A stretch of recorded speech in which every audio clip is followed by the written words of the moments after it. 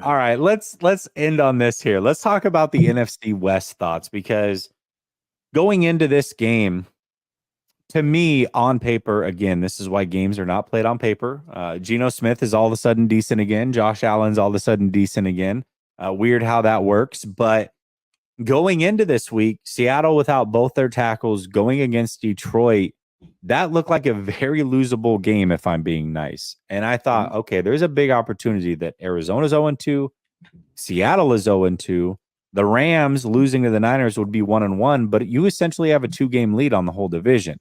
Now, it didn't quite play out that way. Seattle was able to get a gritty win in overtime against the Lions, keeping the division close. But just overall, any surprises in the NFC West? How do you kind of see this thing playing out as the season progresses now that we've got some games on paper? What do you think of the NFC West as a whole?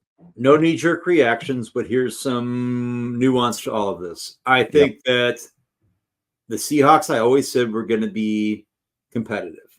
I don't think that completely changes. However, what they did against Detroit without Charles Cross and Abraham Lucas says, actually, it's talk about the NFC West, to me, says a little bit more about the Lions than people are comfortable talking about. Yeah. I think the Lions went into KC and got gifted a whole host of stuff. I think the Lions are a good, fun team. I don't think that I learned a ton about Seattle necessarily. I think that both of those teams are going to be relatively competitive, middling teams. I think the Arizona Cardinals are not. I'm not worried about them. I think they're out there playing football. I think the Giants are pretty bad. I think Brian Daboll got a lot of flowers last year. Kyle Shanahan should have won Coach of the Year, but Brian Daboll did it because they won games, and they're a team that's not scaring anybody. And then I look at the Rams. I actually feel like I learned more about the Rams today. And I said, I alluded to this before. I think that the Rams, and by the way, Puka Nacua, I will eat crow. I'm going to go back and quote tweet my own tweet and say Rams fans were almost right. I didn't think that Puka Nacua was a bad player.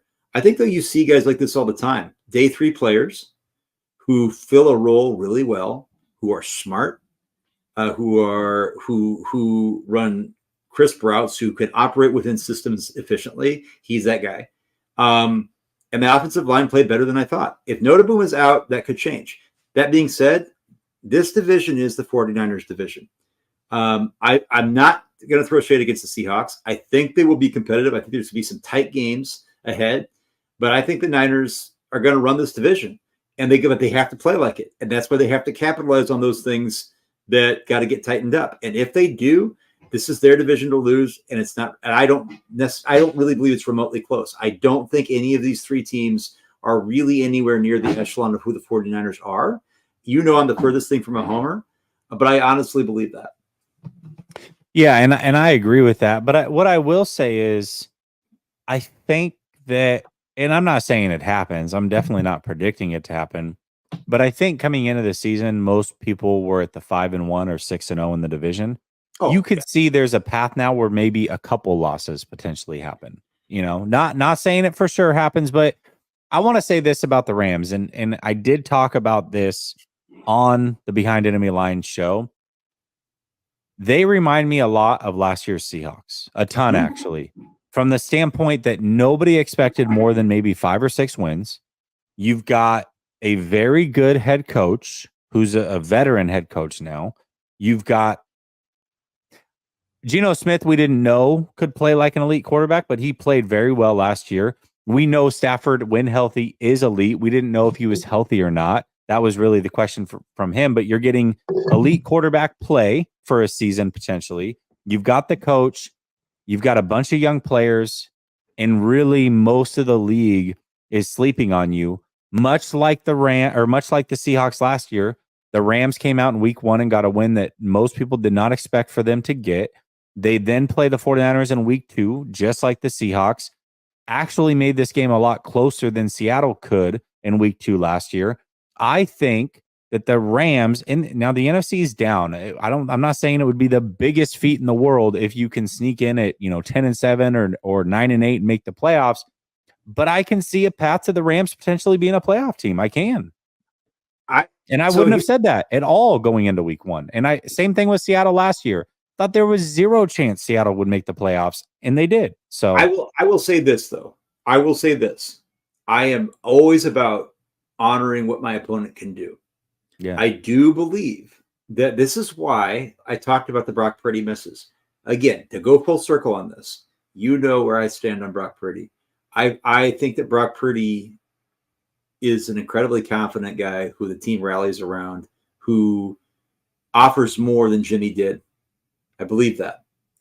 And I believe he is the guy that will execute. I think, Mark, we're talking about like Jared Goff and Ben Johnson offense versus Brock Purdy, Kyle. Kyle trusts him.